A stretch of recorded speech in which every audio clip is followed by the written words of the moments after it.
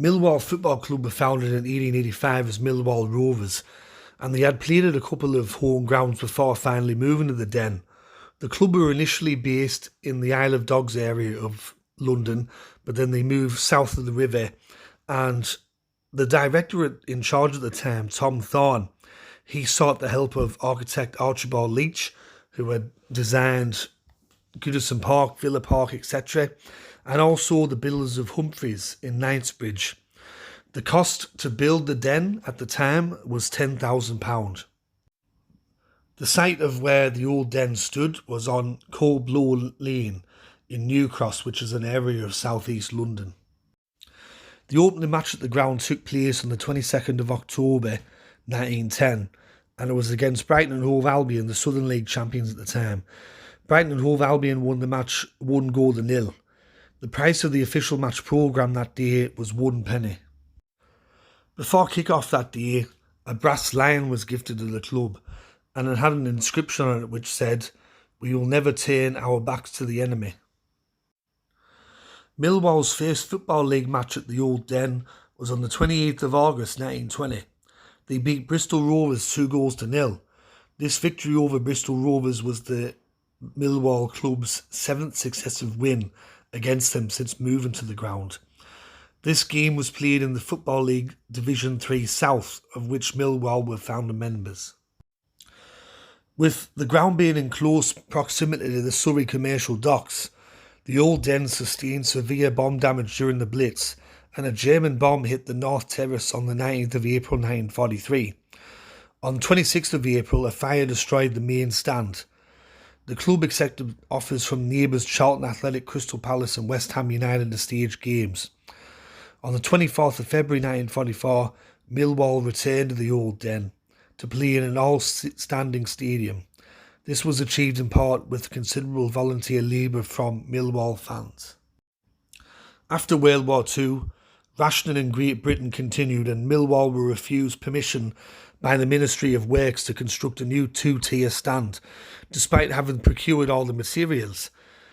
They had to wait until 1948, where permission was granted to build a smaller single-tier stand 2/3 the length of the pitch, with a forecourt terrace at the front. Leach's trademark gables were never replaced. On the 5th of October 1953, Millwall played Manchester United to mark the opening of their floodlights. A crowd of 25,000 saw Millwall beat Manchester United 2-1. In the 1960s, Millwall established the Old Den as a bit of a fortress. They recorded 59 home games without defeat at the Den from the 22nd of August 1964 to the 14th of January 1967. However, by the late 1970s, the Den had fallen into disrepair, and there were proposals to build a super Den on the existing sites of the Old Den and the adjacent New Cross Stadium, with an anticipated all-seater capacity of between 25,000 to 30,000 seats, which would have made it the first all-seater stadium in English football. The plan proved to be very unpopular with fans, culminating in mass demonstrations against Chairman Reg Bear. The club, who were in the third division at this stage, could not raise sufficient funds to pay for their ambitious project, and it eventually fell through.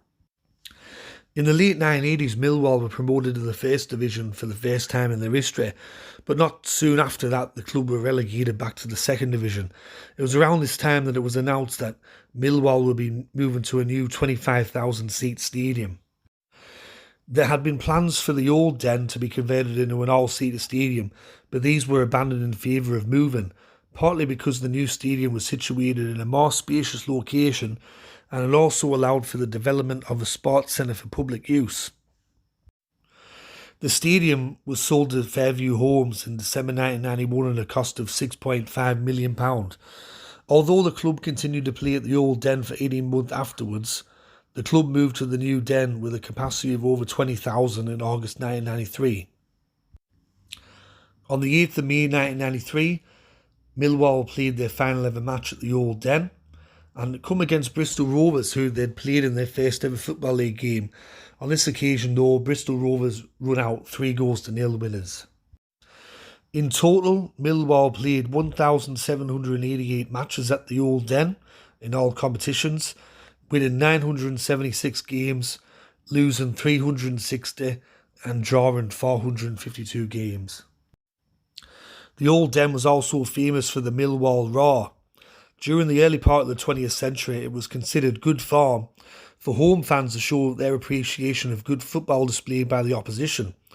The Millwall fans, however, would quite literally roar for their team only from start to finish. This strongly partisan support was soon to be regarded by the team as a goal start. Throughout its time, the Old Den had become one of the most feared grounds in the country. Many players did not like to play there because of the crowd, and the place itself created such an intimidating atmosphere.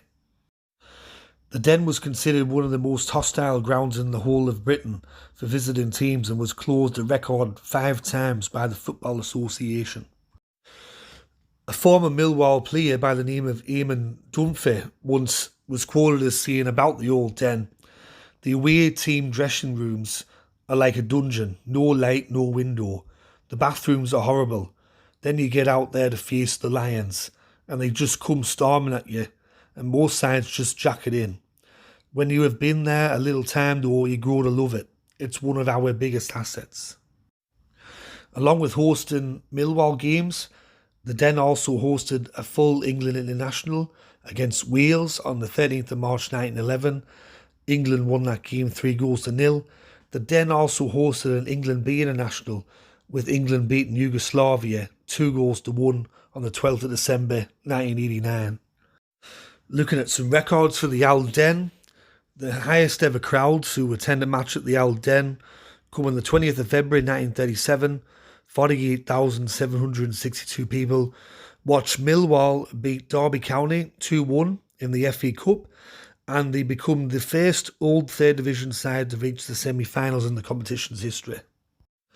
Looking at some record scores, there's 2 that are tied for first place, both in the league. They come in the third division south. The first was on the 29th of August 1927. Millwall beat Torquay United 9-1. And then on the 19th of November 1927, Millwall beat Coventry City 9-1. Their biggest ever result in the FA Cup at the Old Den was on the 12th of December 1936. They beat Gateshead 7-0. Their biggest ever loss in the league at the Old Den come on the 16th of January 1932. They were beaten 8-1 by Plymouth Argyle.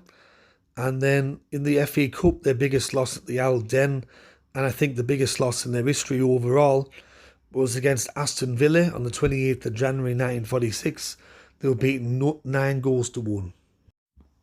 The site of the Old Den is now a housing estate, and there's a plaque there to commemorate where the Old Den stood.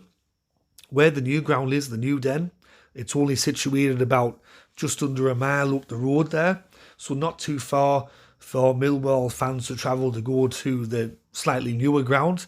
It's been there since 1993.